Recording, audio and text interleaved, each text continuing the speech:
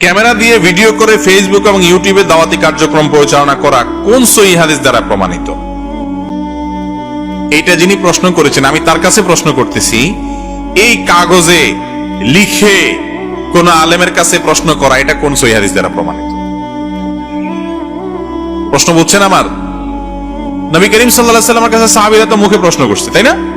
আপনি এই যে লিখে কাগজ দিয়ে কলম দিয়ে এগুলো তো সে যুগে ছিলই না, তো এইটা দিয়ে আপনি যে জানার চেষ্টা করলেন, জানার চেষ্টা করতে একটা ইবাদত। আল্লাহ বলছেন ফাসআলু আলা যিকরি ইন কুনতুম লা তা'লামুন, তোমরা নিজেরা না জানলে আলেমদের জিজ্ঞাসা করো। জিজ্ঞাসা করতে আল্লাহ বলছে, আপনি জিজ্ঞাসা করছেন কিভাবে? কাগজ কলম দিয়ে। এটা কোন সহিহ হাদিসে আছে? কোন সহিহ হাদিসে আছে কাগজ কলম দিয়ে জিজ্ঞাসা করার কথা? বলেন নাই, তারপরও করছেন। আপনার এই করাটা যেরকম ঠিক, এই ক্যামেরা দিয়ে ভিডিও ধারণ করে ফেসবুকে দেওয়াটাও সেরকম ঠিক। উত্তর পাইছেন?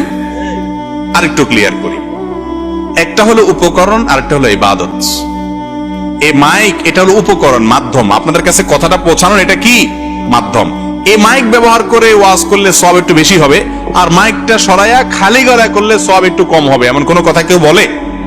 যেহেতু বলে না, তাহলে এটাকে, এই মাইকে কথা বলাটাকে আলাদা ইবাদত বলতেছেন, এটা একটা মাধ্যম মাত্র। অতএব এই মাইক ব্যবহার করছেন কেন, তাহলে এটাও বেদাত হবে?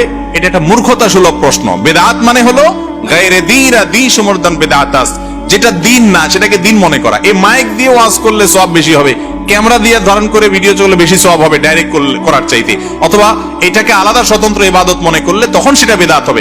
এটা একটা উপকরণ, উপকরণকে যদি ইবাদত বানানো হয় সেটা বেদাত হয়। উপকরণ যদি উপকরণ হিসাবে ইউজ করা হয় ইবাদতের জন্য, সেটা বেদাত হয় না। এগুলোর সাথে বেদাতের কোনো সম্ভব, বেদাতীরা বেদাত করাকে হালাল করার জন্য এই সমস্ত আইটেম বাইর করে। আরে ভাই, এগুলো তো উপকরণ, ওয়াসাইল। ওয়াসাইল এটাকে যদি ব্যবহার করা হয় কোন ইবাদত করার জন্য, আমরা নামাজ পড়ার জন্য এখন মাশাআল্লাহ আমাদের আরামের জায়নামাজের ব্যবস্থা করছি, কার্পেটের ব্যবস্থা আছে, হ্যাঁ, আমাদের এসির ব্যবস্থা আছে, ফ্যানের ব্যবস্থা আছে। এগুলো সব উপকরণ, ইবাদত করতে যাতে সহজ হয়, সুবিধা হয় সেই জন্য।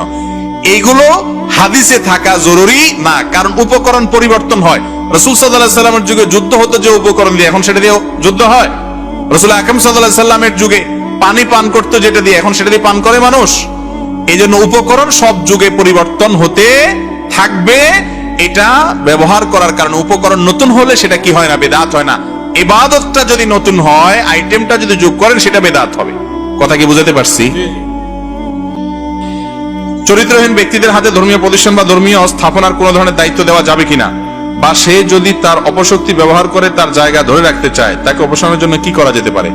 ভাই, সে যদি ধর্মীয় প্রতিষ্ঠানের কোনো ক্ষয়ক্ষতি না করে, নিজে ব্যক্তিগতভাবে খারাপ হয়, তাহলে তার দায়িত্ব দিলে অন্য কোনো লোক উপযুক্ত না থাকলে এটা বড় কোনো গুনাহ হবে না, যদি অন্য কোনো লোক উপযুক্ত না থাকে। একটা লোক ভালো হইলেই শুধু হয় না, পরিচালনা করার দক্ষতাও তার থাকতে হয়। কিন্তু একটা সমাজে কেউই নাই যোগ্য, এই জন্য ধরে একটা খারাপ মানুষকে বসাবে, এটা তো একেবারে রেয়ার কেস, হওয়ার কথা না নরমালি। তো মসজিদের এবং দ্বীনী প্রতিষ্ঠানের দায়িত্ব যারা পাবে তাদের সম্পর্কে আল্লাহ বলেছেন, ইন্নামা ইয়ামুরু মাসাজিদাল্লাহ মান আমানা বিল্লাহ ওয়াল ইয়াউমিল আখির ওয়া আকামাস সালাহ ওয়া লাম ইয়াখশা ইল্লাল্লাহ। চারটা গুণ থাকবে: আল্লাহর প্রতি ঈমান আনবে, আখিরাতের প্রতি ঈমান আনবে, নিজে সালাত আদায় করবে, যাকাত দিবে, এবং আল্লাহ ছাড়া কাউকে পরোয়া করবে না, সত্য বলবে।